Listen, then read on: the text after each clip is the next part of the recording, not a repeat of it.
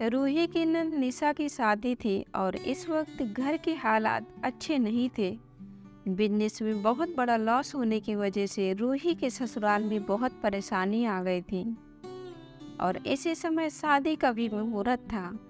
रूही ने अपनी मम्मी को फ़ोन किया और बोली, मम्मी कुछ समझ में नहीं आ रहा है। सुनील निशा की शादी में देने के लिए मेरे गहने मांग रहे हैं, क्या करूं? अगर मैंने सारे गहने दे दिए तो फिर मैं क्या पहनूंगी? शादी पता नहीं बाद में बन पाए या ना, क्या करूं? मम्मी बिल्कुल मत देना, उनका बिजनेस घाटे में चल रहा है तो इसमें तेरा क्या दोष? वो खुद इंतजाम करेंगे और तेरी सास के पास भी तो गहने हैं, वो क्यों नहीं दे देती? बेटी उनकी है, वो खुद सोचे तेरे गहने के पीछे क्यों पड़े हैं।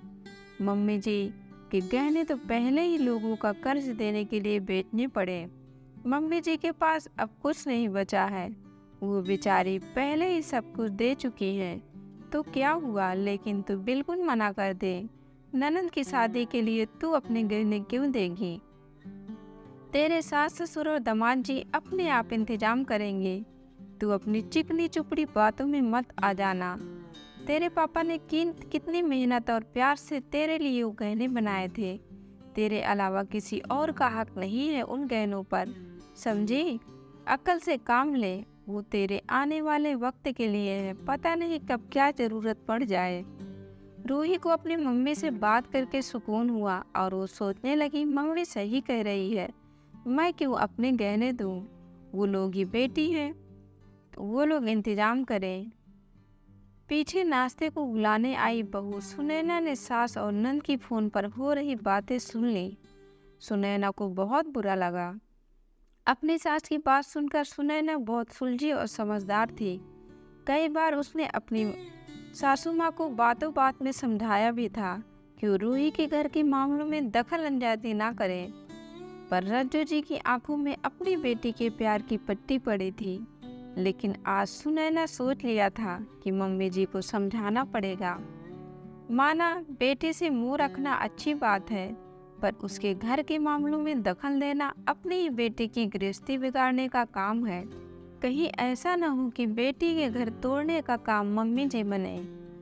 उसने मन ही मन एक योजना बनाई और रिलैक्स हो अपने काम में लग गई। शाम के समय सुनैना सभी के लिए चाय बनाकर लाई। पापा जी, मम्मी जी और अपने पति विक्रम से बोली, आप सबसे एक जरूरी बात करनी है। मम्मी जी, पापा जी, मेरे भाई का बिजनेस अच्छा नहीं चल रहा है, बहुत घाटा हो गया। पापा भी रिटायर हो गए हैं, जो पैसे उनके पास थे मेरी शादी में लगा दिए थे, इसलिए वो भी भैया की मदद नहीं कर सकते। उन्हें पैसों की सख्त ज़रूरत है। क्या मैं अपने मायके से मिले गहने उन्हें दे सकती हूँ? समय आने पर वो मुझे लौटा देंगे। अभी वो उन्हें गिरवी रखकर अपना बिजनेस बचा सकते हैं। मैं चाहती तो चोरी से ये काम कर सकती थी, लेकिन मैंने सोचा अपने बड़ों की राय लेना जरूरी है, तो आपसे पूछने आ गई। तुम्हें अपने गहने देने की क्या ज़रूरत है? तुम्हारी भाभी तो अपने गहने दे सकती है। आखिर मुसीबत में घर की बहू काम नहीं आ सकती, तो शादी करने का क्या फ़ायदा? आंखें दिखाते हुए रज्जू जी बोली। जब सुनैना ने सास के मुंह से ये बात सुनी तो उसने कहा, मम्मी जी, जो बात आपको समझाना चाह रही थी वो आपने खुद कह दी। आज मैं अपने माता पिता द्वारा दिए गए गहने से भैया की मदद करना चाहती हूँ, तो आप मुझे उलाहना दे रही हैं कि उसकी पत्नी को ये काम करना चाहिए। वो गहने भी उनके मायके वालों ने दिए होंगे, तो जब मेरी भाभी अपने गहने को पति के बिजनेस के लिए दे सकती है, तो नंदोई जी को अपनी इज्जत बचाने के लिए बहन की शादी में दीदी के गहने क्यों नहीं दे सकते? सबके लिए अपनी सोच अलग अलग क्यों है? मम्मी बिजनेस में घाटा हो रहा है और उनकी बहन की शादी करना भी जरूरी है, जो पहले से ही तय थी, तो ऐसे में दीदी अपने गहने अपने पति की मुसीबत में देंगी तो क्या गलत करेंगी? माना उन गहनों पर दीदी का हक है, लेकिन जब वो गहने उनके पति के काम नहीं आ सकते तो उन गहनों का क्या मतलब? दीदी के सास ससुर और भाई साहब ने दीदी के लिए कभी कोई कमी नहीं की। जब भाई साहब का बिजनेस अच्छा चल रहा था तो उन्होंने दीदी की हर इच्छा पूरी की। मम्मी जी, जब खुशियों पर सबका साझा हक तो मुसीबत में क्यों नहीं? लेकिन वो गहने उसके भविष्य के लिए हैं। हमने बहुत ही प्यार से गहने बनवाकर अपनी बेटी को दिए हैं। माँ, गहनों से ज़्यादा इंसान की अहमियत होनी चाहिए। सब कुछ सही रहा तो गहने फिर बन जाएंगे। माँ, सुनैना सही बोल रही है, गहने तो फिर बन जाएंगे।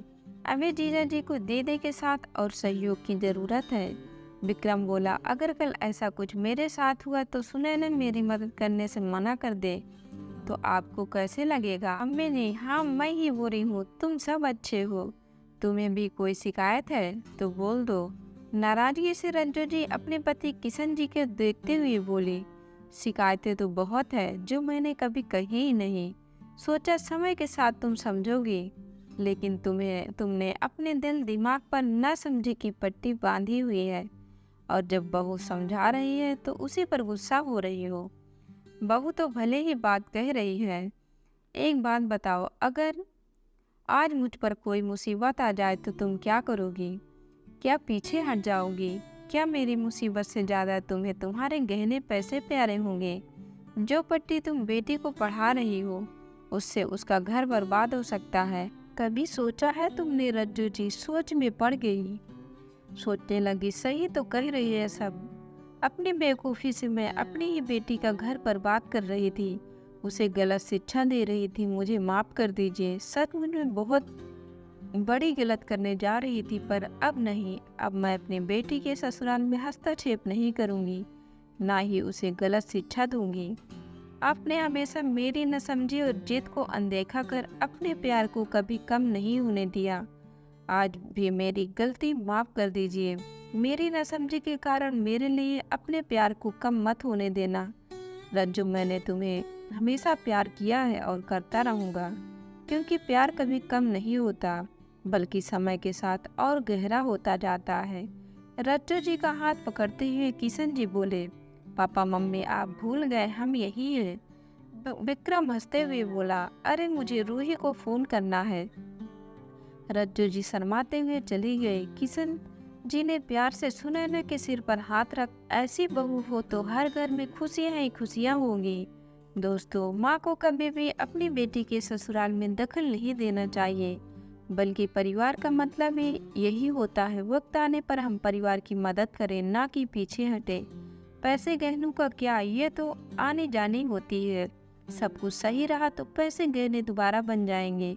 इसलिए रिश्तों को अहमियत दें, ना कि चीज़ों को।